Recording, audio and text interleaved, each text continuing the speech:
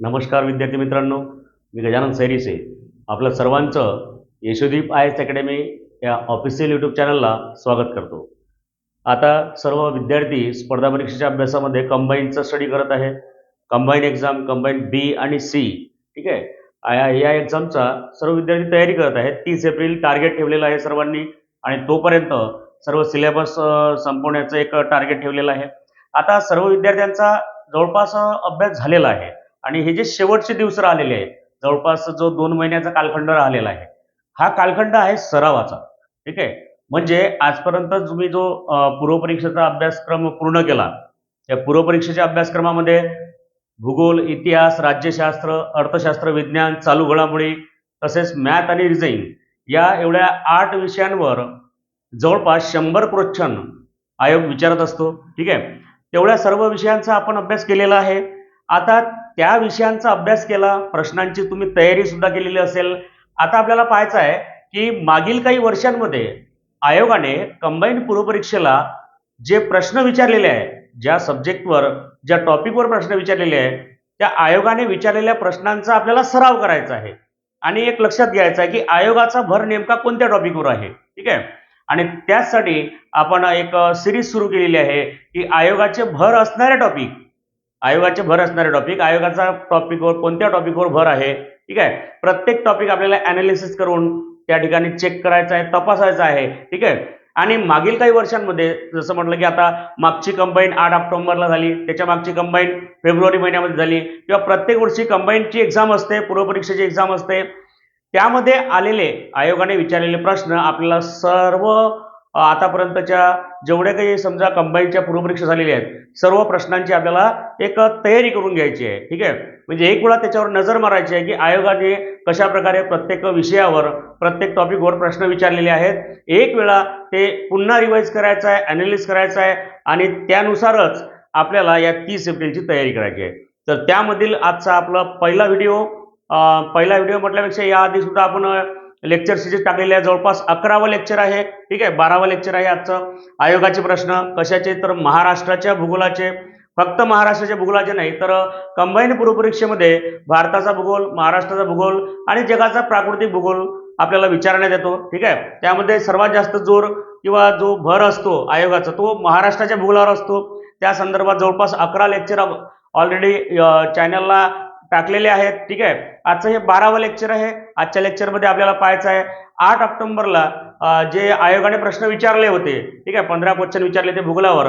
ठीक आहे. तर त्यामध्ये महाराष्ट्राचा भूगोल, भारताचा भूगोल आणि जगाचा भूगोल असे कंबाईंड प्रश्न विचारले होते. ठीक आहे. तर तेच प्रश्न आपल्याला पाहायचे आहे आजच्या या सिरीजमध्ये किंवा आजच्या या लेक्चरमध्ये. ठीक आहे. त्यामध्ये पहा, पहिला प्रश्न यामध्ये विचारण्यात आला होता की महाराष्ट्र राज्यात 1911 ते 1921, ठीक आहे, जवळपास किती वर्षाचा कालखंड आहे. महाराष्ट्र राज्यात 1911 ते 1921 मध्ये जवळपास यामध्ये जो समजा आपण कालखंड पाहतो, या कालखंडामध्ये पहा 10 वर्षाचा कालखंड दिलेला आहे. ठीक आहे. यामध्ये 1911 ते 1921 या 10 वर्षाच्या कालखंडामध्ये, या दशकात लोकसंख्या वाढ ऋणात्मक होती म्हणजे कशी, कमी होती. याचे कारण म्हणजे काय. ठीक आहे. म्हणजे 10 वर्षामध्ये लोकसंख्या वाढ हे कशी होती, ऋणात्मक होती.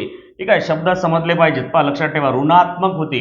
याचे कारण म्हणजे आता या खाली 4 विधानं दिलेली आहेत. ठीक आहे. त्या 4 पैकी आपल्याला आन्सर काढायचा आहे. ओके, चला. तर त्यामध्ये पहा, यामध्ये 4 कारण दिलेली आहेत. ठीक आहे. तर 4 कारणांपैकी पहा, पहिलं कारण दिलेलं आहे त्या काळातील कमी जन्मदर. दुसरं कारण दिलं आहे साथीच्या रोगांमुळे मृत्यू दरातील वाढ, पुरामुळे झालेले मृत्यू, औद्योगिकरणाचा प्रभाव, असे 4 ऑप्शन दिलेले आहेत. आणि आपल्याला ओळखायचं आहे की या 10 वर्षामध्ये, ठीक आहे, 10 वर्षामध्ये आपल्याला लोकसंख्या वाढ ही ऋणात्मक होती, याचं कारण सांगायचं आहे. ठीक आहे. तर पहा, त्या काळातील कमी जन्मदर. ठीक आहे. आता पहिलं कारण दिलेलं आहे, आता जन्मदराचं प्रमाण कमी होतं असं म्हटलेलं आहे. ठीक आहे. No problem. ठीक आहे. बऱ्यापैकी उत्तर बरोबर आहे. दुसरं दिलेलं आहे साथीच्या रोगांमुळे मृत्यू दरातील वाढ. ठीक आहे. हे कारण थोडं बऱ्यापैकी वाटते, म्हणून याला आपण थोडं अंडरलाईन करून ठेवायचं. म्हणजे पहा, फक्त आपल्याला प्रश्न नाही पाहिजे आहे. ठीक आहे. थोडं लक्षात घ्यायचं आहे विद्यार्थी मित्रांनो. आपण रोज 24 तासाचं नियोजन करून दिवसभर अभ्यास करतो, क्लासेस करतो. ठीक आहे. ऑनलाईन ऑफलाईन क्लासेसला वेळ देतो. ठीक आहे. क्लासेस केल्याच्या नंतर त्या क्लासचा आपण अभ्यास करतो. लायब्ररीमध्ये बसून किंवा प्रत्येकाने आपल्या आपल्या घरी बसून किंवा आपण वेगवेगळ्या पद्धतीने अभ्यास करतो. स्मार्ट वर्क आहे, हार्ड वर्क आहे, ह्या सर्व गोष्टी करतो आणि हा सर्व अभ्यास आपल्याला एका तासामध्ये मांडायचा असतो. फक्त 60 मिनिटामध्ये 100 क्वेश्चन सॉल्व्ह करायचे असतात आणि ते 100 क्वेश्चन प्रत्येक विषयामधून प्रत्येक टॉपिकमधून आलेले असतात. ठीक आहे, आपण दिवसभर अभ्यास करतो. ठीक आहे, प्रत्येक दिवसाचं नियोजन असते आपलं अभ्यासाचं, परंतु ज्या दिवशी आपला पेपर असते त्या दिवशी फक्त 60 मिनिटामध्ये आतापर्यंत केलेली पूर्ण मेहनत आपल्याला मांडायची असते. बरोबर, म्हणून एक लक्षात ठेवा, काही टेक्निक्स सांगतो तुम्हाला. ठीक आहे, खूप महत्वाचे आहेत. म्हणजे प्रश्न वाचताना गडबड नको. ठीक आहे, प्रश्न वाचताना प्रश्न नीट वाचायचा. ठीक आहे, प्रश्न एकदाच वाचायचा, नीट वाचायचा, समजला नाही पुन्हा वाचा, परंतु डायरेक्ट ऑप्शनवर कधीच जायचं नाही. ठीक आहे, प्रश्नच नाही समजला तर ऑप्शनवर जाऊन काहीच फायदा नसतो. बरोबर, म्हणून प्रश्न व्यवस्थित वाचायचा, पूर्ण वाचायचा, पूर्ण व्यवस्थित समजायचा आणि त्याच नंतर आपण काय जायचं, ऑप्शनवर जायचं. कारण ऑप्शनमध्ये आपलं एक ऑप्शन उत्तर असतं. ठीक आहे, ऑप्शनमध्ये प्रश्न नसतो. ठीक आहे, प्रश्न वर दिलेला असतो, तो व्यवस्थित आपल्याला वाचायचा असतो. ठीक आहे, म्हणून प्रश्न काय आहे पहा, की महाराष्ट्र राज्यात 1911 ते 1921 म्हणजे किती वर्षाचा कालखंड आहे, 10 वर्षाचा कालखंड आहे. या दशकात लोकसंख्या वाढ म्हणजे जी लोकसंख्या वाढत होती ते कशी होती, ऋणात्मक होती. म्हणजे कशी होती, कमी होती. याचे कारण काय होते नेमके? ठीक आहे, तर यामध्ये दिलेले आहे पुरामुळे झालेले मृत्यू, हे तर येणार नाही, हे दरवर्षीच होतात. ठीक आहे, त्यानंतर औद्योगिकरणाचा अभाव, हे सुद्धा कारण येणार नाही, औद्योगिकरण तर आहेच. ओके, आता इथे दोन दिले, त्या काळातील कमी जन्मदर सुद्धा व्यवस्थित होता, त्यामुळे हे सुद्धा कारण येणार नाही. यामध्ये साथीच्या रोगामुळे मृत्यू दरातील वाढ, आपलं योग्य उत्तर काय येणार, की साथीचा रोग. ठीक आहे, त्या 10 वर्षाच्या कालखंडामध्ये साथीचे खूप मोठ्या प्रमाणात रोग आलेले होते. ठीक आहे, त्यामुळे मृत्यू दरामध्ये काय झाली होती, तर वाढ झाली होती. त्यामुळे 1911 ते 1921 या 10 वर्षाच्या कालखंडामध्ये काय झालेलं आहे, की लोकसंख्या वाढीमध्ये हे कशी होती, ऋणात्मक होती. ठीक आहे, तर ते सुद्धा तुम्हाला या ठिकाणी लक्षात घ्यायचं. ओके, तर पहिला प्रश्न तुम्हाला समजला सर्वांना. ठीक आहे, त्यानंतर पहा, आयोगाने हा दुसरा प्रश्न विचारला होता. ठीक आहे, आपण काय पाहतो, लक्षात आहे ना, 8 ऑक्टोबर. ठीक आहे, 8 ऑक्टोबर 2022 या वर्षी, ठीक आहे, म्हणजे मागच्याच वर्षी 8 ऑक्टोबर 2022 ला जे पूर्व परीक्षा झाली होती. ठीक आहे, तर त्यामध्ये आलेले सर्व भूगोल विषयावरील प्रश्न आपण या ठिकाणी सॉल्व्ह करत आहोत. ठीक आहे, तर हे लक्षात ठेवायचं. आता जे शेवटची कंबाईन झाली त्यामधले हे सर्व प्रश्न आहेत. ठीक आहे, तर यामध्ये पहा काय विचारलंय, की महाराष्ट्र राज्य कृषी बाजार मंडळाची स्थापना कोणत्या वर्षी झाली, तर ती स्थापना झाली होती 1984. ठीक आहे, तर 1984 ऑप्शन तुम्हाला कुठं दिसते का, चेक करा इकडं, ऑप्शन मध्ये आहे का? 1986 येणार नाही, 1987 येणार नाही, 1988 सुद्धा येणार नाही, 1983 सुद्धा येणार नाही. चारही ऑप्शन चुकीचे आहेत. ठीक आहे, त्यामुळे आयोगाने काय केलेला आहे, हा प्रश्न रद्द केलेला आहे. ठीक आहे, या ठिकाणी तुम्हाला लक्षात घ्यायचा आहे, आयोगाने हा प्रश्न काय केला, रद्द केला. तर योग्य उत्तर लक्षात ठेवायचं, 1984 महाराष्ट्र राज्य कृषी बाजार मंडळ. ठीक आहे, महाराष्ट्र राज्य कृषी बाजार मंडळाची स्थापना कधी झाली होती, 1984 ला झाली होती. ठीक आहे, लक्षात राहणार. आयोगाने हा प्रश्न फायनल आन्सर की मध्ये रद्द केलेला आहे, ते सुद्धा तुम्हाला लक्षात ठेवायचं. ओके, त्यानंतर पहा, भारतात या पिकाला सुवर्णतंतू म्हणतात. ठीक आहे, तर सुवर्णतंतू कशाला म्हणतात, म्हणजे सुवर्णतंतू म्हणजे काय, गोल्डन फायबर, याला आपण काय म्हटलेलं आहे, सुवर्णतंतू.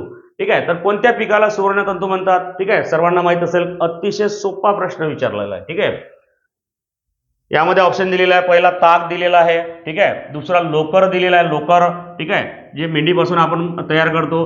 कापूस दिलेला आहे, बरोबर. त्यानंतर रेशीम दिलेला आहे. चारही ऑप्शन जवळपास असं वाटतं की चारही ऑप्शन बरोबर असेल. ठीक आहे, परंतु सुवर्णतंतू कशाला म्हटलेला आहे, सर्वांना माहित आहे, ताग आहे, ज्यूट, ज्याला आपण ज्यूट असं म्हणतो. ठीक आहे, तर ताग या पिकाला आपण काय म्हणतो, सुवर्णतंतू असं म्हणतो. वन लाईनर क्वेश्चन विचारला होता. ठीक आहे, सर्वांचं उत्तर बरोबर आलेलं असेल. ओके, म्हणजे याच्यावर काय लक्षात ठेवायचं आहे, की कंबाईन मध्ये वन लाईनर क्वेश्चन सुद्धा असतात, लक्षात ठेवायचं सर्वांनी. ठीक आहे, वन लाईनर क्वेश्चन, ठीक आहे, इग्नोर करायचे नाही. वन लाईनर बरोबर आहे, परंतु वन लाईनर क्वेश्चनला एक्झॅक्ट आन्सर पाहिजे असते. ओके, तर लक्षात ठेवायचं, ओव्हरऑल प्रश्न विचारलेला वन लाईन क्वेश्चन आहे. ठीक आहे, असे प्रश्न सुद्धा आपले येणार आहेत, म्हणून कोणताच प्रश्न लहान किंवा मोठा, स्टेटमेंट किंवा वन लाईनर असं ठरलेलं नाही. ठीक आहे, आपल्याला सर्व विषयानुरूप आपल्याला काय करायचं आहे, एक अभ्यास किंवा प्रॅक्टिस करायची आहे. ठीक आहे, त्यानंतर बघा पुढे दिलेला आहे, महाराष्ट्राच्या पश्चिमेस उत्तर दक्षिण दिशेत कोणता पर्वत किंवा डोंगर आहे? आता महाराष्ट्राच्या पश्चिमेस उत्तर दक्षिण दिशेत कोणता पर्वत आहे असं म्हटलेलं आहे. ठीक आहे, सर्वांना माहित आहे आता. ठीक आहे, या ठिकाणी जर आपण महाराष्ट्र पाहिला, या ठिकाणी जर पाहिला आपण की आता एक महाराष्ट्राचा हा एक नकाशा जर आपण काढलेला आहे. ठीक आहे, आणि या ठिकाणी जर पाहिलं तर महाराष्ट्राच्या नकाशामध्ये तुम्हाला दिसेल की महाराष्ट्राच्या काय म्हटलेलं, महाराष्ट्राच्या पश्चिमेस म्हटलेला आहे, महाराष्ट्राच्या पश्चिमेस उत्तर दक्षिण पसरलेला. ठीक आहे, हा जो पर्वत आहे याला काय म्हणतात, तर याला काय म्हणतात, सह्याद्री पर्वत म्हणतात. काय म्हणतात त्याला? सह्याद्री पर्वत म्हणतात. ठीक आहे का ऑप्शन मध्ये सह्याद्री पर्वत? ठीक आहे. ठीक आहे, 4 नंबरचं उत्तर आहे सह्याद्री पर्वत. बरोबर आहे. खूप सोपा प्रश्न विचारला असं वाटत नाही का तुम्हाला? ठीक आहे, येत आहे लक्षात? म्हणजे एक्झाम कंबाईनची आहे. ठीक आहे, परंतु प्रश्नाची लेवल जर पाहिली आपण, ठीक आहे, एखादा प्रश्न आपल्याला हार्ड वाटतो, एखादा प्रश्न इझी वाटतो. ठीक आहे, त्याच्या मागे काय कारण असते? जो प्रश्न आपल्याला इझी वाटतो तो प्रश्न आपण वाचलेला असतो म्हणून इझी वाटतो. एखादा प्रश्न का कठीण वाटतो? कारण ते वाचन आपण केलेलं नसते म्हणून आपल्याला कठीण वाटतो. ठीक आहे, म्हणून कोणताच प्रश्न सोपा किंवा कठीण नसते, तो आपल्या वाचनातून गेलेला आहे का हे महत्वाचं आहे. ठीक आहे, अतिशय सोपा प्रश्न विचारलेला होता. याला बोनस क्वेश्चन म्हणतात. कोणते क्वेश्चन म्हणतात? तर बोनस क्वेश्चन म्हणतात. हे क्वेश्चन सर्वांचे बरोबर असतात म्हणून आपला चुकायला नको, आपण मेरिटमध्ये यायला हवं सर्व विद्यार्थ्यांच्या तुलनेत. ठीक आहे, चला त्यानंतर पहा, खूप सोपा प्रश्न होता.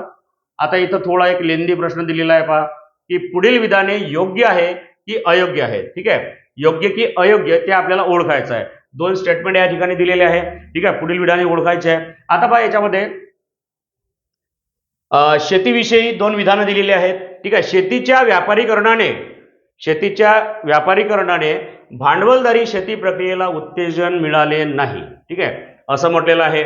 बरोबर आहे. म्हणजे काय ओळखायचं तुम्हाला? या विधानांपैकी योग्य की अयोग्य असं 2 पैकी आपल्याला ओळखायचं आहे. आणि ऑप्शन दिलेले आहे ए आणि बी योग्य विधान आहेत, ए आणि बी योग्य विधाने नाहीत, ए विधान चुकीचं आणि बी विधान बरोबर आहे, ए विधान बरोबर आणि बी विधान चुकीचं आहे, असे स्टेटमेंट दिलेले आहेत आपल्याला ऑप्शनमध्ये. ठीक आहे, चला तर आपल्याला नीट वाचायचं आहे पहा आणि समजायचं आहे. आता पहा पहिलं स्टेटमेंट दिलेलं आहे शेतीच्या व्यापारीकरण, शेतीचं व्यापारीकरण. ओके, शेतीच्या व्यापारीकरणाने भांडवलदारी शेती प्रक्रियेला उत्तेजन मिळाले नाही. अरे पहा ना, शेतीच्या व्यापारीकरणाने भांडवलदारी शेती प्रक्रियेला उत्तेजना मिळाली असा इथं पाहिजे होतं. उत्तेजना मिळाली ना, बरोबर आहे. मिळाली नाही असं आहे का? नाही, उत्तेजना मिळाली परंतु इथं मिळाले नाही असं म्हटलेलं आहे म्हणून पहिलं विधान काय येणार आपलं? चुकीचं येणार. पण शेतीच्या व्यापारीकरणाने काय होणार? भांडवलदारी शेती प्रक्रियेला काय मिळणार? उत्तेजना मिळणार. बरोबर, मग उत्तेजना मिळेल असं पाहिजे होतं परंतु मिळाली नाही असं म्हटलेलं आहे म्हणून पहिलं विधान चुकीचं येणार. त्यानंतर बघा, शेतीच्या व्यापारीकरणामुळे भाडे तत्वावरील वहिवाट आणि वाटे हिस्स्यामधील जमीन लागवडीचे प्रमाण वाढले. काय म्हटलेलं आहे की शेती व्यापारीकरणामुळे भाडे तत्वावरील वहिवाट आणि वाटे हिस्स्यामधील जमीन लागवडीचे प्रमाण कमी झाले, वाढले नाही. प्रमाण कसे झाले? कमी झाले. ठीक आहे, इथे काय पाहिजे होतं आपल्याला? कमी झाले. येतं लक्षात? ठीक आहे, म्हणून दुसरं सुद्धा विधान काय येणार? चुकीचं येणार. म्हणजे दोन्ही विधान चुकीचे, ए आणि बी योग्य विधाने नाहीत. म्हणजे सेकंड नंबरचं तुमचं उत्तर येणार. समजत आहे? ठीक आहे, प्रश्न याच्या अगोदरचा प्रश्न अतिशय वन लाईनर होता. ठीक आहे, आपल्याला माहित आहे. आताच पाहिला आपण याच्या अगोदरचा जो प्रश्न आहे, ठीक आहे, किती सोपा होता. वन लाईनर प्रश्न होता, सर्वांना माहित होता. परंतु लगेच आयोगाची स्ट्रॅटर्जी पहा. ठीक आहे, त्याच्यानंतर लगेच तुम्हाला एक वेगळाच क्वेश्चन दिला ज्याला ओव्हरऑल अभ्यास पाहिजे असतो. ठीक आहे, वन लाईनर नाही आहे, स्टेटमेंट वाईज दिलेला आहे. ठीक आहे, आणि याला तुम्हाला वाचन लागेल अशा प्रश्नाला. ठीक आहे, म्हणजे आयोगाचा भर कुठं आहे? ठीक आहे, काही प्रश्न वन लाईनर, काही प्रश्न स्टेटमेंट वाईज, काही ओव्हरऑल. ठीक आहे, असं मिक्स क्वेश्चन ते टाकतात. पोर्शन कोणतेही असो, भूगोल असो, इतिहास, राज्यशास्त्र, अर्थशास्त्र, कोणताही सब्जेक्ट असो, तुमचा अभ्यास हा ओव्हरऑल लागेल, फॅक्च्युअल डेटा क्लिअर लागेल. ठीक आहे, असे प्रश्न आपले सॉल्व्ह झाले पाहिजेत. येत्या लक्षात? दोन्ही विधान कसे आहेत? चुकीचे आहेत. ठीक आहे, चला तर लक्षात ठेवायचं आहे. त्यानंतरचा प्रश्न पहा, महाराष्ट्रामध्ये लोह खनिजांचे साठे खालीलपैकी कोणत्या जिल्ह्यात आहे? ठीक आहे, आता लोह खनिज, ठीक आहे, लोह खनिजांचे साठे महाराष्ट्रात कोणत्या जिल्ह्यात आहे? महाराष्ट्रात 36 जिल्हे आहेत. 36 जिल्ह्यापैकी 4 जिल्हे या ठिकाणी दिलेले आहेत.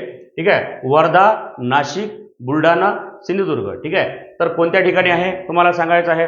ठीक आहे, चला कोणतं उत्तर सांगा. लोह खनिजांचे साठे पाहिजे आपल्याला. लोह खनिज, ठीक आहे. महाराष्ट्रामध्ये लोह खनिजांचे साठे खालीलपैकी कोणत्या जिल्ह्यात आहे? वर्धा, नाशिक, बुलढाणा, सिंधुदुर्ग. चारपैकी कोणत्या जिल्ह्यात येणार सांगा? ठीक आहे. बुलढाण्यामध्ये येणार का? नाही. ज्यांचा आता व्यवस्थित अभ्यास झालेला आहे महाराष्ट्राच्या भूगोलाचा, ठीक आहे, त्यांनी हे उत्तर सांगायचं आहे. बुलढाणा येणार का? नाही. ठीक आहे. नाशिकमध्ये येणार का? नाशिकमध्ये येणार नाही. आता आहे वर्धा आणि त्याच्यानंतर आहे सिंधुदुर्ग, ठीक आहे. तर 2 जिल्ह्यापैकी कोणत्या ठिकाणी येणार? ठीक आहे. लोह खनिजांचे साठे विचारलेले आहे. आता लोह खनिजांचे साठे आता एक्झॅक्ट कुठे येणार आपल्याला माहित आहे. कच्चे लोखंड, ठीक आहे. कच्चे लोखंड निर्यात करण्याचं जे काम आहे, कच्चे लोखंड निर्यात कुठून केलं जाते? महाराष्ट्रामध्ये, ठीक आहे. निर्यात कुठून केले जाते? ठीक आहे. आपल्याला माहित आहे हर्णे बंदर, ठीक आहे. कुठे येते? कोकणामध्ये येते. कोकणामध्ये काय आहे? सिंधुदुर्ग, रत्नागिरी जिल्हे येतात. म्हणजे लोह खनिज आपल्याला कुठं सापडायला पाहिजे? तर सिंधुदुर्ग जिल्ह्यामध्ये सापडायला पाहिजे. बरोबर आहे. जरी वर्धा आणि वैनगंगा नदीचं जे खोरं आहे, वर्धा आणि वैनगंगा नदीचे खोरे कशासाठी प्रसिद्ध आहे? ठीक आहे. आपल्याला माहित आहे खनिज संपन्न खोरे आहे. बरोबर आहे. परंतु लक्षात घ्यायचं आहे की लोह खनिज कुठं उत्पादन केले जाते? ठीक आहे. लक्षात ठेवायचं साठे कुठं आहे? तर सिंधुदुर्ग जिल्ह्यामध्ये आहे. ठीक आहे. म्हणजे तुम्हाला खनिज संपत्तीविषयी प्रत्येक जिल्ह्यामध्ये कोणतं खनिज वैशिष्ट्यपूर्ण आहे हे एक लिस्ट पाठांतर करावी लागेल. म्हणजे 100% दरवर्षी त्याच्यावर प्रश्न पडलेला तुम्हाला दिसून येईल. ओके. त्यानंतर नंतर दिलेला आहे पहा महाराष्ट्रातील शेती क्षेत्रासंबंधित काही समस्या खाली दिलेल्या आहेत. ठीक आहे. म्हणजे महाराष्ट्रामध्ये जे शेती आहे, ठीक आहे, महाराष्ट्रामध्ये जे शेती आहे त्या शेती संदर्भात जे महाराष्ट्रातील शेती क्षेत्रासंबंधित काही समस्या खाली दिलेल्या आहेत. त्यापैकी कोणती समस्या ही सामाजिक स्वरूपाची आहे? ठीक आहे. तर ते आपल्याला पाहायचं आहे. पहा प्रश्न नीट समजला, एक वेळा पुन्हा वाचायचा आहे. महाराष्ट्रातील शेती संदर्भात किंवा शेती क्षेत्रासंबंधी काही समस्या दिलेल्या. आता महाराष्ट्र हा शेती, आता आपल्याला माहिती आहे भारत कसा आहे? कृषी प्रधान देश आहे. त्यामध्ये महाराष्ट्रामध्ये खूप मोठ्या प्रमाणात शेती केली जाते. ठीक आहे. तर त्या संबंधित काही समस्या दिलेल्या आहेत. त्यापैकी कोणती समस्या ही सामाजिक स्वरूपाची आहे? ठीक आहे. अत्यंत सोपा प्रश्न विचारलेला या ठिकाणी. ठीक आहे. पहा काय म्हटलेलं आहे, हवामानाची प्रतिकूल परिस्थिती. आता हे हवामानाची प्रतिकूल परिस्थिती तर आता संपूर्ण भारतामध्येच आहे. ठीक आहे. म्हणजे एक्झॅक्ट महाराष्ट्राशी निगडीत राहणार आहे का? नाही. तर कोणत्याही राज्यामध्ये किंवा कोणत्याही देशामध्ये जर जे हवामानाची परिस्थिती आहे, हवामानाची जे प्रतिकूल आणि अनुकूल म्हणजे चांगली, प्रतिकूल म्हणजे वाईट. ठीक आहे. तर प्रतिकूल परिस्थिती, आता प्रतिकूल परिस्थिती फक्त महाराष्ट्रामध्येच नाही ना, प्रत्येक राज्यामध्येच आहे. म्हणजे हे पहिलं ऑप्शन येणार नाही. ओके. त्यानंतर मर्यादित कृषी संशोधन. ठीक आहे. मर्यादित कृषी संशोधन, बऱ्यापैकी कृषी संशोधन आपल्या इथं झालेलं आहे महाराष्ट्रामध्ये. ठीक आहे. त्यामुळे हे सुद्धा उत्तर येणार नाही. आर्थिक भांडवलाचा अभाव, आर्थिक भांडवल मर्यादित आहे, बऱ्यापैकी आहे, म्हणजे अभाव आहे का त्या गोष्टीचा? नाही येणार. म्हणजेच काय, तर शेत जमिनीचे काय झालेले आहे? विभाजन झालेले आहे. ठीक आहे.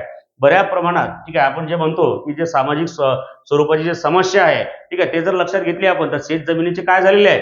विभाजन झालेले आहे. ओके. म्हणून आपल्याला एक्झॅक्ट आन्सर काय घ्यायचा आहे? ऑप्शन क्रमांक 4 शेत जमिनीचे झालेले विभाजन. ओके. तर पहा हा सुद्धा एक प्रश्न एक ओव्हरऑल वाचनावर होता. ठीक आहे. तर अशा प्रकारचे प्रश्न तुम्हाला एक्झाम मध्ये दिसणार आहेत. ठीक आहे. कोणत्या? 30 एप्रिलला येणाऱ्या एक्झाम मध्ये. ओके. त्यानंतर 2019 नुसार भारतातील काय विचारलेलं आहे? 2019 ची आकडेवारी विचारलेली आहे. ओके. तर 2019 नुसार भारतातील देशांतर्गत, ठीक आहे, म्हणजे भारतातील देशांतर्गत उत्पन्नातील पर्यटनाचा वाटा किती टक्के आहे? भारतातील देशांतर्गत उत्पन्नातील पर्यटनाचा वाटा किती टक्के आहे असं दिलेलं आहे? 9%, 8.4%, 7.3% आणि 9.34%. तुम्हाला एक्झॅक्ट आन्सर या ठिकाणी सांगायचं आहे. ठीक आहे. आता या ठिकाणी 4 ऑप्शन दिलेले आहे. 4 पैकी तुम्हाला पाठांतर लागेल असा फॅक्च्युअल डेटा. ठीक आहे. म्हणजे काय विचारलेलं आहे? पर्यटनावर प्रश्न दरवर्षी विचारतात. म्हणजे विचारतात. तुम्हाला पर्यटन टॉपिक व्यवस्थित करून ठेवायचा आहे. ठीक आहे. लक्षात ठेवायचं तुम्हाला सर्वांना. ठीक आहे. ओके. तर लक्षात ठेवायचं, याचं उत्तर काय घ्यायचं आहे? 9.34%. ओके. म्हणजे 2019 नुसार भारतातील देशांतर्गत उत्पन्नातील पर्यटनाचा वाटा किती टक्के आहे? तर 9.34%. पाठांतर करून ठेवायचा. हा प्रश्न पुन्हा एकदा रिपीट होऊ शकतो दुसऱ्या कोणत्या एक्झामला. ठीक आहे. चला, पर्यटन टॉपिक व्यवस्थित करून ठेवायचा आहे तुम्हाला. ओके. त्यानंतर खालीलपैकी एक भारताच्या पश्चिम किनारपट्टीवरील महत्वाचे बंदर आहे. अत्यंत सोपा प्रश्न, बऱ्याचदा रिपीट झालेला प्रश्न. ठीक आहे. भारताच्या किनारपट्टीला किती राज्य लागलेले आहेत आपल्याला माहित आहे? ठीक आहे. आता भारतामध्ये जर आपण पाहिलं व्यवस्थित तर आपल्याला माहित आहे गुजरात, बरोबर आहे, ठीक आहे. त्यानंतर जवळपास पहा ना, ही आहे आपली पश्चिम किनारपट्टी आणि ही आहे आपली पूर्व किनारपट्टी, ठीक आहे. तर या ठिकाणी पहा 2 किनारपट्टी आहे आणि जवळपास 9 राज्यांच्या सीमा लागलेल्या आहे, म्हणजे 9 राज्यांना काय लागलेलं आहे, समुद्र किनारा लागलेला आहे, ठीक आहे. या ठिकाणी आपण पाहतो गुजरात आहे, ठीक आहे, गुजरात, बरोबर. त्यानंतर आहे आपलं महाराष्ट्र, महाराष्ट्र आहे, गोवा, बरोबर. त्यानंतर आहे कर्नाटक, कर्नाटक आहे, ठीक आहे. त्यानंतर येणार केरळ, बरोबर, केरळ, केरळ नंतर या ठिकाणी तामिळनाडू, तामिळनाडू, तामिळनाडू नंतर आंध्र प्रदेश, आंध्र प्रदेश आहे, आंध्र प्रदेश नंतर ओडिशा, ओडिशा, ठीक आहे. आणि नंतर येणार तुमचं पश्चिम बंगाल, बरोबर आहे, पश्चिम बंगाल. किती राज्य झाले, 1 2 3 4 5 6 7 8 9, ठीक आहे. तर एकूण 9 राज्यांना काय लागलेलं आहे, समुद्र किनारा लागलेला आहे. त्यापैकी काय म्हटलेलं आहे पहा की खालीलपैकी एक भारताच्या पश्चिम किनारपट्टीवरील, म्हणजे कोणत्या किनारपट्टीवरील, या किनारपट्टीवरील, पश्चिम किनारपट्टीवरील एक महत्वाचे बंदर आहे, ठीक आहे. कोलकाता कुठे आहे, ते पूर्व किनारपट्टी, बरोबर आहे, ठीक आहे. त्यानंतर चेन्नई, तामिळनाडू, चेन्नई पूर्व किनारपट्टी, ठीक आहे. त्यानंतर हल्दिया पूर्व किनारपट्टी, बरोबर आहे. तर काय राहिलं, कांडला, कांडला हे बंदर कोणत्या राज्यामध्ये आहे, गुजरात राज्यामध्ये येणार. कुठे येणार, गुजरात राज्यामध्ये. म्हणजे एक्झॅक्ट आन्सर कोणतं येणार आपलं, ऑप्शन क्रमांक 3, कांडला बंदर, ठीक आहे. म्हणजे काय करावं लागेल आपल्याला, पश्चिम किनारपट्टी आणि पूर्व किनारपट्टी म्हणजे भारताच्या भूगोलावरील प्रश्न आहे, ठीक आहे. येतं लक्षात, भारताच्या भूगोलावरील प्रश्न आहे, लक्षात ठेवायचं. पश्चिम किनारपट्टी पूर्व किनारपट्टी व्यवस्थित करून ठेवायची आपल्याला. आता बघा या ठिकाणी दिलेलं आहे की महाराष्ट्रात मे महिन्यात सरासरी तापमान सर्वात जास्त कोणत्या प्रदेशामध्ये असते, महाराष्ट्रामध्ये मे महिन्यामध्ये, ठीक आहे, अत्यंत तापणारा जो महिना आहे मे महिना, त्या महिन्यात सरासरी तापमान सर्वात जास्त कोणत्या प्रदेशात असते, किनारपट्टीचा प्रदेश, पश्चिम महाराष्ट्र, मराठवाडा, पूर्व विदर्भ, ठीक आहे. अत्यंत सोपा प्रश्न विचारलेला आहे, ठीक आहे. काय म्हटलेलं आहे पहा, कोणत्या ठिकाणी आहे पहा, मे महिन्यात महाराष्ट्रात मे महिन्यात सरासरी तापमान, ठीक आहे, सर्वात जास्त कोणत्या ठिकाणी राहणार, तर कोकण किनारपट्टीवर राहणार का, पहिला प्रश्न, किनारपट्टीचा प्रदेश, ठीक आहे. काय झालं, ठीक आहे, ओके, चला पहा काय म्हटलेलं आहे की महाराष्ट्रामध्ये कोकण किनारपट्टी, ठीक आहे. पहिला जो आपण म्हटलेला आहे कोकण किनारपट्टी, किनारपट्टीचा जो प्रदेश आहे, ठीक आहे. आता किनारपट्टीच्या प्रदेशामध्ये आपल्याला माहित आहे की महाराष्ट्रामध्ये किनारपट्टी आहे, किनारपट्टीवर जे वातावरण असते ते कशा प्रकारचं असते, उष्ण व दमट वातावरण असते, आपल्याला माहित आहे, ठीक आहे. परंतु दमट असते ना, आता ही जी आहे ही कोकण किनारपट्टी आहे आपली सर्व, ठीक आहे. या ठिकाणी तापमान जास्त राहणार का, नाही, कमी राहणार, म्हणून पहिला ऑप्शन येणार नाही. त्यानंतर पहा पश्चिम महाराष्ट्र.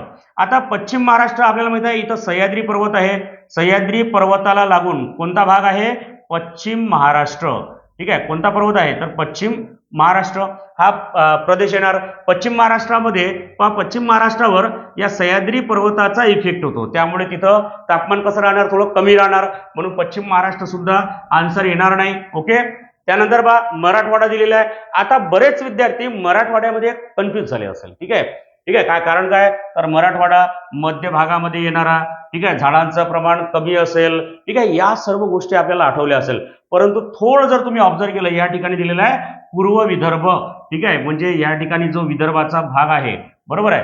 तर पूर्व विदर्भ म्हणजे काय, तर नागपूर, वर्धा, चंद्रपूर, गडचिरोली, भंडारा, गोंदिया हे जे आपले 6 जिल्हे आहेत, म्हणजे नागपूर विभाग आहे.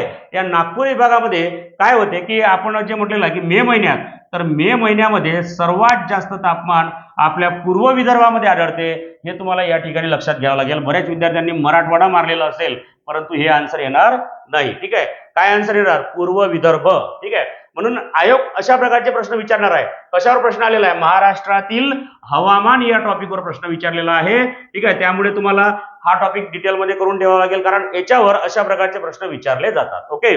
चला त्यानंतर पहा, भिलाई लोह आणि पोलाद उद्योग स्थित असलेले राज्य कोणते, भिलाई, ठीक आहे. दरवर्षी बऱ्याच वेळा विचारला गेलेला प्रश्न आहे, ठीक आहे. तर या ठिकाणी पहा ते कोणता दिलेला आहे,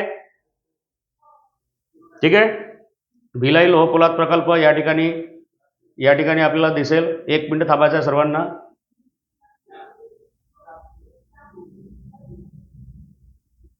पहा थोडं या ठिकाणी तुमच्या डोळ्यासमोर तुम्हाला एक पोस्टर दिसत असेल, ठीक आहे. नवीन अभ्यासक्रमानुसार संयुक्त पूर्वपरीक्षा गट ब आणि गट क, ठीक आहे. संयुक्त पूर्वपरीक्षा गट ब आणि गट क संदर्भात जे आपण म्हटलेलं आहे की कोणती परीक्षा 30 एप्रिल जे सर्वांनी टार्गेट केलेली आहे, ठीक आहे. 30 एप्रिल जे तारीख आहे, 30 एप्रिल तारखेमध्ये आपण पाहतो की 30 एप्रिल टार्गेट केलेला सर्वांनी, सर्व विद्यार्थ्यांनी बरोबर आहे, केलेला आहे का? ठीक आहे. तर एक तारीख आहे आपली 30 एप्रिल, बरोबर. 30 एप्रिल, 30 एप्रिलला कंबाईन पूर्व परीक्षा आणि कशाची? गट ब आणि क, ठीक आहे. तर 30 एप्रिल 2023ला होणारी गट ब आणि गट क या संयुक्त पूर्व परीक्षेसाठी आणि पहिल्यांदा होणार आहे गट ब आणि गट क. आपल्याला माहिती आहे गट ब मध्ये वेगळे पद आहेत, गट क मध्ये वेगळे पद आहेत, बरोबर आहे. जरी गट ब आणि क पद वेगळे आहेत परंतु परीक्षा आयोग एकच घेत आहे, ठीक आहे. मग परीक्षा जर एक घेत असेल तर यामध्ये लक्षात घ्यायचं आहे तुम्हाला, गट ब म्हणजे जर कुठेतरी पाहिलं आपण तर राजपत्रित गट ब, ठीक आहे, अराजपत्रित गट क आपण जे म्हटलेलं आहे. ब चे लेवल आणि क ची लेवल तुम्हाला माहिती आहे, ठीक आहे, जे तुम्ही स्पर्धा परीक्षा विद्यार्थी अभ्यास करणार आहे. पण आता ज्यावेळेस हे एकत्र घेणार आहे तर प्रश्नांची लेवल नेमकी कशी राहणार आहे, बरोबर आहे. प्रश्नांच्या लेवलमध्ये तुम्हाला काहीतरी तफावत मिळेल, कारण गट ब आणि गट क यांच्या पोस्ट जर वेगवेगळ्या असेल तर प्रश्नांची लेवलही तशा प्रकारची असेल, बरोबर आहे. मग आयोग कशा प्रकारे प्रश्न विचारणार आहे ते तुम्हाला या बॅच मधून शिकायचं आहे. यामध्ये आपण सांगितलेलं आहे की जे भूगोल विषय आहे त्या भूगोल विषयामध्ये 30 लेक्चरमध्ये किती लेक्चर घ्यायचे आहे? एकूण 30 लेक्चर घ्यायचे आहे. 30 लेक्चरमध्ये संपूर्ण भूगोल विषय, ठीक आहे, ज्याला आपण काय म्हटलेलं आहे? फास्ट ट्रॅक, ठीक आहे. कारण आता परीक्षेला दिवस कमी राहिलेले आहे. इथून जर पाहिले तर कमीत कमी 2 महिने म्हणजे 60 दिवस राहिलेले आहे, बरोबर आहे. त्या 60 दिवसामध्ये तुम्हाला विषय नवीन कोणताच विषय नाही करायचा आहे. फास्ट ट्रॅक शब्दाचा अर्थ काय असते? फास्ट ट्रॅक म्हणजे काय? एक रिव्हिजन बॅच. परंतु ज्यांचं झालेलं नसेल, महाराष्ट्राचा भूगोल, भारताचा भूगोल, जगाचा भूगोल काहीच झालेलं नसेल, तुम्हाला या 30 लेक्चरमध्ये संपूर्ण भूगोल फास्ट ट्रॅक बॅचच्या माध्यमातून शिकायला मिळेल, ठीक आहे. अशी एक नाविन्यपूर्ण एक बॅच आहे, ठीक आहे. तर या ठिकाणी तुम्हाला ही बॅच जॉईन करता येईल, ठीक आहे. तर यामध्ये तुम्हाला दिसेल की जी बॅच आहे त्या बॅचचा फायदा तुम्हाला नक्की होईल आणि ही बॅच बऱ्याच विद्यार्थ्यांनी जॉईन सुद्धा केलेली आहे. 1 मार्च पासून या बॅचचे लेक्चर सुरू होणार आहे. तर तुम्ही नावनोंदणी करू शकता. यशदीप IAS अकॅडमी हे जे ऍप्लिकेशन आहे ते ऍप्लिकेशन तुम्हाला डाउनलोड करायचं आहे आणि हा कोर्स तुम्हाला अत्यंत कमी माफक दरामध्ये परचेस करता येईल. अत्यंत कमी फीस ठेवलेली आहे. तुम्ही जर त्या ऍप्लिकेशनमध्ये गेले तर त्याची तुम्हाला फीस दिसेल, तुम्ही म्हणेल की वाव क्या बात आहे, एवढ्या कमी रुपयामध्ये आपल्याला जर सर्व भूगोल विषय मिळत असेल आणि ती सुद्धा फास्ट ट्रॅक, ठीक आहे, म्हणजे आपल्याला बॅच नाही करायची आहे तर फास्ट ट्रॅक एक रिव्हिजन करायची आहे त्या बॅचच्या माध्यमातून. आणि जे विद्यार्थी नवीन असेल, बेसिक असेल, त्यांना काहीच माहित असेल भूगोलाविषयी, तर तशा विद्यार्थ्यांसाठी सुद्धा काय असेल ते उपयुक्त बॅच असेल. ओके, चला आपण आपला प्रश्न कंटिन्यू करूया. भिलाई लोह आणि पोलाद उद्योग स्थित असलेले राज्य कोणते? म्हणजे भिलाई लोह पोलाद उद्योग प्रकल्प कोणत्या राज्यामध्ये स्थित आहे, असा सरळ सरळ प्रश्न विचारलेला आहे. दरवर्षी हा प्रश्न रिपीट होतो. सर्वांनी हे प्रकल्प करून ठेवायचे आहेत, ठीक आहे. महत्वाचा प्रश्न आहे. काय म्हटलेलं आहे? पश्चिम बंगाल, ओडिशा, छत्तीसगड, मध्य प्रदेश, ठीक आहे. काय आन्सर येणार? काय येणार? मध्य प्रदेश येणार, ठीक आहे. ओडिशा येणार, पश्चिम बंगाल आहे, छत्तीसगड आहे, कोणतं येणार? भिलाई लोह पोलाद प्रकल्प, ठीक आहे, कोणत्या नदीवर आहे किंवा कोणत्या राज्यामध्ये आहे, ठीक आहे, सांगायचं आहे. पश्चिम बंगालमध्ये येणार का? ठीक आहे. सर्वात जवळचे राज्य आहे मध्य प्रदेश, छत्तीसगड, पश्चिम बंगाल, ओडिशा, ठीक आहे. तर एक्झॅक्ट आन्सर काय घ्यायचा आहे आपल्याला? छत्तीसगड, ठीक आहे. पाठांतर करून ठेवायचं आहे. भिलाई लोह पोलाद प्रकल्प, ठीक आहे. भारतामधील जेवढे प्रकल्प आहेत तेवढे प्रकल्प आणि राज्य, कोणत्या राज्यामध्ये कोणता प्रकल्प आहे एक लिस्ट काढायची आणि पाठांतर करून मोकळं करायचं. 100% त्याच्यावर एक वर्ष प्रश्न असतोच दरवर्षी ठरलेला आहे, ठीक आहे. चला त्यानंतर नंतरचा प्रश्न आहे की महाराष्ट्रात राज्य शासनाने नीलक्रांती धोरण केव्हा जाहीर केले? ठीक आहे. नीलक्रांती धोरण, ठीक आहे. नीलक्रांती कशा संबंधात असते सर्वांना माहित आहे, ठीक आहे. नीलक्रांती कशा संबंधात आहे? मत्स्य क्षेत्र, बरोबर आहे, ठीक आहे. चल तर पहा आता याच्यामध्ये खूप सारे क्रांती आणि त्यांची नावं असतात, ठीक आहे. ती लिस्ट तुमच्या पाठांतर लागेल, ठीक आहे. तर लक्षात ठेवायचं या ठिकाणी वर्ष दिल्या 2017, 18, 19 आणि 20 आणि महाराष्ट्र शासनाने नीलक्रांती धोरण केव्हा जाहीर केले असा प्रश्न विचारलेला आहे. अत्यंत सोपा प्रश्न आहे, ठीक आहे. काय दिलेला आहे पहा या ठिकाणी 2018, 19, 20 की 17 यामध्ये बऱ्याच विद्यार्थ्यांनी 2018 हे ऑप्शन घेतलेलं असेल. ठीक आहे. ठीक आहे. लॉकडाऊन वगैरे जर असा विचार केला आपण तर लॉकडाऊन कोणत्या वर्षी लागलं, ठीक आहे, किंवा त्याच्या अगोदर हे धोरण केलेलं असेल का, असे बरेच लॉजिक लागले असेल सर बऱ्याच विद्यार्थ्यांचे. ठीक आहे. परंतु आपल्याला उत्तर काय घ्यायचं आहे, 2017 म्हणजे महाराष्ट्रामध्ये आखलेले काही जे धोरणं असतात ते धोरण आपल्याला पाठ करायच्या. सर्व जे नवीन धोरण आलेले असतात ते धोरण कशासाठी, कोणत्या वर्षी, ठीक आहे, एक लिस्ट काढायची आणि पाठांतर करायचं आहे. पुन्हा पुन्हा तुम्हाला मी काय सांगत आहे, लिस्ट काढणे पाठांतर करणे, लिस्ट काढणे पाठांतर करणे. याच्या मागे काय उद्देश आहे, कारण कंबाईनला काय पाहिजे तर कंबाईनला फॅक्च्युअल डेटा जास्त मागते. ठीक आहे, हे लक्षात घ्यायचं आहे आपल्याला. ऑनलाईन क्वेश्चन जास्त असतात. ठीक आहे, स्टेटमेंट वाईज क्वेश्चन जे असतात ते कमी असतात. ठीक आहे, म्हणून ऑनलाईन क्वेश्चन आपल्याला क्लिअर लागेल. या ठिकाणी तुम्हाला ऑनलाईन क्वेश्चन एकच नाही, याच्या अगोदर जे आपण प्रश्न घेतलेले आहे त्यामध्ये बरेच प्रश्न हे ऑनलाईनर दिसलेले आहे. तसे सुद्धा 8 ऑक्टोबरला जे पूर्वपरीक्षा झाली होती त्या पूर्वपरीक्षेमध्ये बरेच क्वेश्चन म्हणजे 60% क्वेश्चन कसे विचारलेले आहे तर ऑनलाईनर विचारलेले आहे, लक्षात ठेवायचं. ठीक आहे, चला. आणि आता जे एक्झामिनर आहे याच्यामध्ये ऑनलाईनर क्वेश्चन जास्त राहणार आहे, सर्वांनी लक्षात घ्यायचं आहे. 30 एप्रिलला जे कंबाईन पूर्वपरीक्षा आहे याच्यामध्ये ऑनलाईनर जे प्रश्न आहेत या प्रश्नांची संख्या जास्त राहणार. कारण काय, कारण कंबाईन बी आणि सी या दोन एक्झाम काय केलेल्या आहे, आयोगाने एकत्रित केलेल्या आहे. जर कंबाईन सी ची सुद्धा पूर्वपरीक्षा एकत्र होत आहे तर कंबाईन सी कशी राहणार, वर्णनात्मक राहणार का, स्टेटमेंट वाईज राहणार, कमी राहणार प्रश्न. ठीक आहे, म्हणजे स्टेटमेंट जे प्रश्न आहेत ते कमी राहणार, वन लाईनर प्रश्न जास्त राहणार. वन लाईनर प्रश्न सोपे नसतात, लक्षात ठेवायचं. वन लाईनर प्रश्न सर्वात धोके. ठीक आहे, का कसे धोके राहणार ते, कारण त्याच्यामध्ये फॅक्च्युअल डेटा एक्झॅक्ट माहित पाहिजे. बरोबर आहे, स्टेटमेंट वाईज क्वेश्चन जरी तुम्ही तर लवकर सॉल्व्ह करू शकता, काहीतरी माहिती दिलेली असते, परंतु वन लाईनर क्वेश्चन याच्यामध्ये फॅक्च्युअल डेटा मागितलेला असते. म्हणून मी तुम्हाला वारंवार म्हणत आहे की लिस्ट काढायची, पाठांतर करायचं, एक्झाम काढायची, त्याच्यामध्ये आपल्याला पीएचडी करायची नाही, लक्षात ठेवायचं. ओके, चल. त्यानंतर बा पुढचा प्रश्न दिलेला आहे. ठीक आहे, विधानात्मक प्रश्न दिलेला आहे की वरीलपैकी कोणते विधान बरोबर आहे. ठीक आहे, पहा आता मी डायरेक्ट प्रश्न न वाचता या शब्दावर का आलो असेल. पहा, पेपर सोडवण्याची एक टेक्निक असते, ते टेक्निक लक्षात घ्या. कारण पहिले काय करता तुम्ही की इथून इथपर्यंत वाचता आणि नंतर ही याला ऍक्शन म्हणतात. ठीक आहे, हे काय दिलेलं आहे, ऍक्शन आहे, ऍक्शन दिलेलं आहे. बरोबर, नंतर ऍक्शन वाचता आणि ऍक्शन वाचल्यावर पुन्हा विधान वाचता. म्हणजे आपल्याकडे एवढा वेळ आहे का, पुन्हा पुन्हा पुन्हा पुन्हा प्रश्न वाचायला आपल्याकडे एवढा वेळ आहे का. ठीक आहे, तर नाही, एवढा वेळ नाही आहे. म्हणून डायरेक्ट पहिले ऍक्शन वाचायची नंतर विधान वाचायचे. ठीक आहे, काय म्हटलेलं आहे की वरीलपैकी कोणते विधान बरोबर आहे. ठीक आहे, बरोबर कोणतं आहे तर बा ग्रामीण भागातील लोकसंख्या सतत कमी होत आहे. ग्रामीण भागातील लोकसंख्या सतत कमी होत आहे, त्याच्या मागे काय कारण आहे. ठीक आहे, काय कारण आहे, ग्रामीण भागातील लोकसंख्या सतत कमी होत आहे ना, बरोबर आहे ना. पहा ना, खेडे ओस पडू लागलेली आहे, खेड्यांचा झोप शहरामध्ये जास्त झालेला आहे, कारण महागाई वाढत आहे दिवसेंदिवस. ठीक आहे, गावामध्ये त्यानंतर आपल्याला सर्वांना माहिती आहे की पावसाचं प्रमाण दिवसेंदिवस कमी झालेलं आहे. ठीक आहे, पाऊस कमी पडत आहे. ठीक आहे, त्यामुळे शेती ओसाळ होत आहेत. बरोबर, गावामध्ये रोजगाराचा प्रश्न निर्माण होत आहे, त्यामुळे सर्व गावातील ग्रामीण भागातील लोक कुठे जात आहे तर शहरामध्ये जात आहे. हे महत्वाचं कारण सगळ्यांना माहिती आहे आपल्याला. ओके, चल. तर बा ग्रामीण भागातील लोकसंख्या सतत कमी होत आहे, याचं काय कारण आहे. ठीक आहे, काय कारण आहे, ग्रामीण भागातील जन्मदर कमी आहे, याचा आणि प्रश्नाचा काही संबंध नाही. गावामध्ये जन्मदर कमी असण्याचं काय कारण आहे. ठीक आहे, आता गावातील लोकांचं जे जन्मदर आहे ते कमी असणार का, नाही, सारखंच आहे ना. गावामध्ये आणि सिटीमध्ये जन्मदराचा एवढा काही मोठा प्रश्न भासवत नाही. ठीक आहे, ओके. त्यानंतर बा पहिलं विधान चुकीचं आहे, लक्षात ठेवायचं. त्यानंतर बा ग्रामीण भागातून शहराकडे स्थलांतर होते. आताच बोललो आपण त्या प्रश्नावर की गावातले लोक कुठे जात आहे, शहरामध्ये जात आहे. अगदी बरोबर उत्तर आहे. ठीक आहे, त्यानंतर बा ग्रामीण भागात रोजगार उपलब्धता कमी असते. ग्रामीण भागात रोजगार उपलब्धता कशी असते, कमी असते. ठीक आहे, बऱ्यापैकी उत्तर बरोबर आहे. ठीक आहे, याला आपण थोडंसं घेऊन चालू.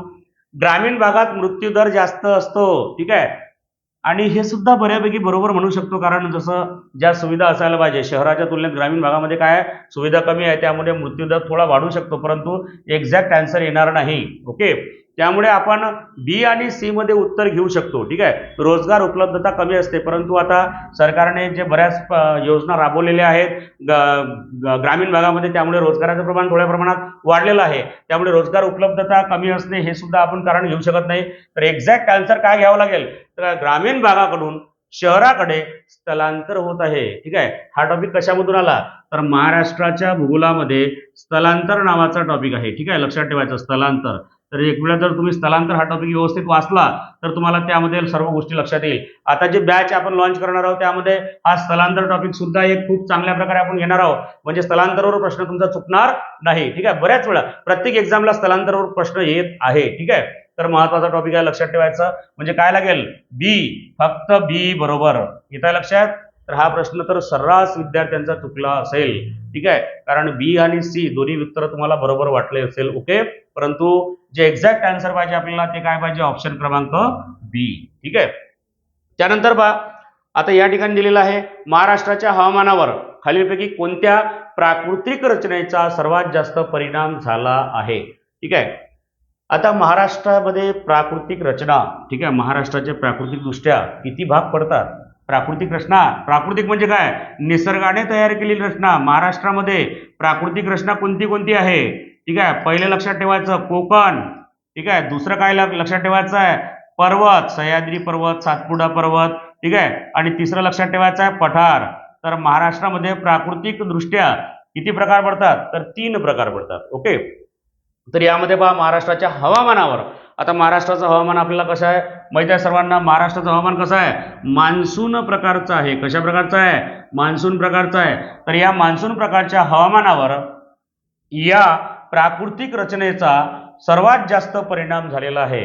कोणत्या प्राकृतिक रचनेचा सर्वात जास्त परिणाम झालेला आहे, महाराष्ट्रातील दख्खनचे पठार, सह्याद्री पर्वत आणि सातपुडा डोंगररांग, किनारपट्टीचे मैदान, बरोबर आहे, आणि मुदखेडचे डोंगर. ठीक आहे, किंवा मुदखेडच्या टेकड्या, असे उत्तर दिलेले आहेत. ठीक आहे, चला तर सर्वात जास्त जो परिणाम झालेला आहे तो कशाचा झालेला आहे, महाराष्ट्राच्या हवामानावर. सिंपल आहे ना. आता महाराष्ट्रामध्ये तुम्हाला या ठिकाणी थोडं मॅपच्या माध्यमातून सांगण्याचा प्रयत्न करतो बा, आणि मॅपच्या माध्यमातून सर्वांना त्या गोष्टी लवकर लक्षात येतात. बरोबर आहे. आता महाराष्ट्रामध्ये आपण जर पाहिलं तर प्राकृतिक रचना 3 प्रकारची आपण आत्ताच पाहिलेली आहे. बरोबर आहे, या ठिकाणी सांगितलेले आहे कोकण, पर्वत आणि पठार. परंतु हवामानावर सर्वात जास्त परिणाम कोणत्या भागात झालेला आहे. ठीक आहे, तर उत्तर लक्षात ठेवा सह्याद्री पर्वत आणि सातपुडा डोंगररांग. ठीक आहे, कारण हेच उत्तर का घेतलेलं आहे आयोगाने. ठीक आहे, आपल्याला माहित आहे या ठिकाणी सह्याद्री पर्वत आहे.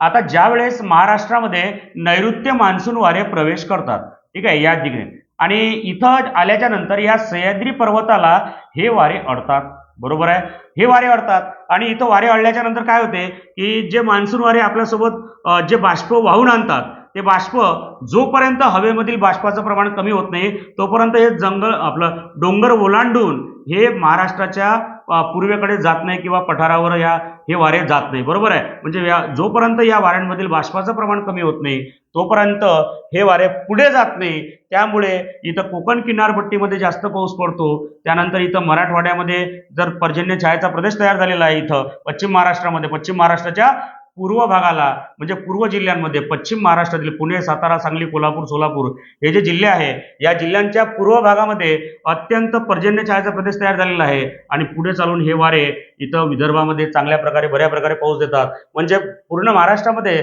सर्व ठिकाणी सारखा पाऊस पडतो का, नाही पडत. याला काय कारण आहे. ठीक आहे, महाराष्ट्राच्या पश्चिमेला असलेला जो सह्याद्री पर्वत आहे त्यामुळे काय झालेलं आहे की महाराष्ट्राच्या प्राकृतिक रचनेवर किंवा हवामानावर मोठ्या प्रमाणावर परिणाम झालेला आहे. आणि तसंच जो उत्तरेकडे जो पसरलेला आहे ज्याला आपण सातपुडा पर्वतरांग म्हणतो, या सातपुडा पर्वतामुळे सुद्धा एक मोठा भाग पडलेला आहे महाराष्ट्रामध्ये हवामानावर किंवा महाराष्ट्रातील प्राकृतिक रचनेवर. ओके, तर लक्षात ठेवायचं आहे सह्याद्री पर्वत आणि सातपुडा डोंगररांग यामुळे महाराष्ट्राच्या हवामानावर या प्राकृतिक रचनेचा सर्वात जास्त परिणाम झालेला आहे. ठीक आहे, खूप चांगला प्रश्न होता. ठीक आहे, हा प्रश्न तर सर्वांचा बरोबर आला असेल. ठीक आहे, परंतु बरेच लोक पठार आणि पर्वतामध्ये कन्फ्यूज झाले असेल, परंतु एक्झॅक्ट आन्सर काय घ्यायचं, सह्याद्री पर्वत आणि सातपुडा पर्वतरांग. ठीक आहे, आणि सर्वात शेवटचा प्रश्न आहे, अत्यंत सोपा प्रश्न विचारला होता आयोगाने. बरोबर आहे, नदी प्रणालीवर फक्त एक प्रश्न विचारलेला आहे पहा. गुजरात राज्यातील उकाई नावाचा एक बहुउद्देशीय प्रकल्प आहे गुजरातमध्ये. ठीक आहे, तर तो बहुउद्देशीय प्रकल्प कोणत्या नदीवर वसलेला आहे असं विचारलेलं आहे. बरोबर आहे, तर याचं एक्झॅक्ट आन्सर सर्वांना माहित असेल. कोणती नदी आहे, तापी नदी. महाराष्ट्रातील सर्वात मोठी पश्चिम वाहिनी नदी. ठीक आहे, पश्चिम दिशेला वाहते. आपल्याला माहित आहे महाराष्ट्राच्या उत्तर भागातून, ठीक आहे, महाराष्ट्राच्या उत्तर भागातून उत्तरेचा जो भाग जर पाहिला आपण महाराष्ट्राचा, तर आपल्याला माहित आहे तापी नदीचा उगम कुठं होतो? मध्य प्रदेशमध्ये. कुठं होतो? मध्य प्रदेशमध्ये होतो. ठीक आहे. कुठं होतो? ठीक आहे, बैतूल जिल्ह्यामध्ये मुलताई डोंगर रांगेमध्ये काय होतो? तापी नदीचा उगम होतो. ती महाराष्ट्रामध्ये दोनदा प्रवेश करते.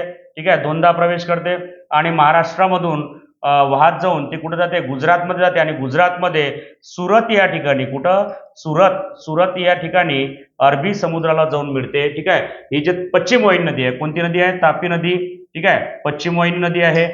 महाराष्ट्रातील सर्वात मोठी पश्चिम वाहिनी नदी, भारतामध्ये सर्वात मोठी पश्चिम वाहिनी नदी म्हटली तर कोणती येणार? नर्मदा नदी. भारतातील सर्वात मोठी पश्चिम वाहिनी नदी. आणि महाराष्ट्रातील सर्वात मोठी पश्चिम वाहिनी नदी जर म्हटली तर कोणती येणार? तापी नदी येणार. ओके. तर तापी नदीवर गुजरात राज्यातील उकाई हा बहुउद्देशीय प्रकल्प आहे. ठीक आहे, लक्षात ठेवायचा आहे. म्हणजे नदी प्रणालीमधील जे प्रश्न असतात, ठीक आहे, तर नदी प्रणालीवर दरवर्षी प्रश्न येतात, उगमावर प्रश्न येतात, नदीची लांबी विचारतात, क्षेत्रफळ विचारतात. ठीक आहे, नद्यांवरील धरणे, नद्यांच्या ज्या उपनद्या असतात तर नद्यांच्या उपनद्यांवर प्रश्न असतात किंवा उपनदी आणि मुख्य नदी यांचे संगम विचारलेले असतात. ठीक आहे, बहुउद्देशीय प्रकल्प विचारलेले असतात. म्हणजे नदी प्रणाली हा खूप मोठा वास्ट टॉपिक आहे आणि आतापर्यंत कंबाईन एक्झामने नदी प्रणाली या टॉपिकवर सर्वात जास्त प्रश्न विचारलेले आहे. परंतु मागच्या वर्षी फेब्रुवारी आणि ऑक्टोबर महिन्यामध्ये जे कंबाईन पूर्वपरीक्षा झाली त्याच्यामध्ये नदी प्रणालीवर प्रश्न कमी पडलेले दिसतात. ओके, एक अनालिसिस नुसार तुम्हाला सांगत आहो. ठीक आहे, म्हणजे या 30 एप्रिलला नदी प्रणालीवर 100% प्रश्न पडणार. ठीक आहे, लक्षात ठेवायचा सर्वांना. ओके, चला. तर अशा प्रकारे आपल्याला प्रश्नांच्या माध्यमातून एक रिव्हिजन करायची आहे. ठीक आहे, आजचा जो आपण पेपर घेतलेला आहे तो कोणता पेपर होता? 8 ऑक्टोबर 2023ला जे पूर्वपरीक्षा झाली होती कंबाईन गट ब ची.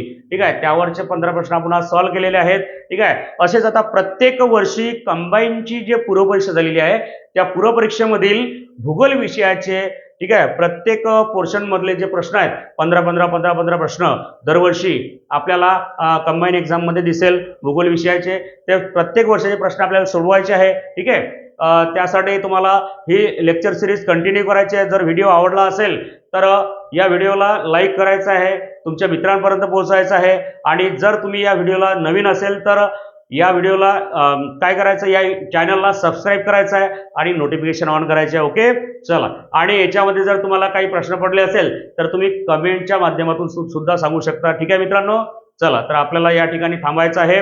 उद्याला तुम्हाला नवीन एका टॉपिकवर एक व्हिडिओ मिळेल. ठीक आहे, त्यासाठी तुम्हाला काय करायचं आहे? ठीक आहे, या व्हिडिओला एक चांगल्या प्रकारचा रिस्पॉन्स द्यायचा आहे. जर आवडला असेल तर मित्रांना जरूर शेअर करा. ठीक आहे मित्रांनो, चल थांबायचं आहे आज आपल्याला. धन्यवाद. ओके.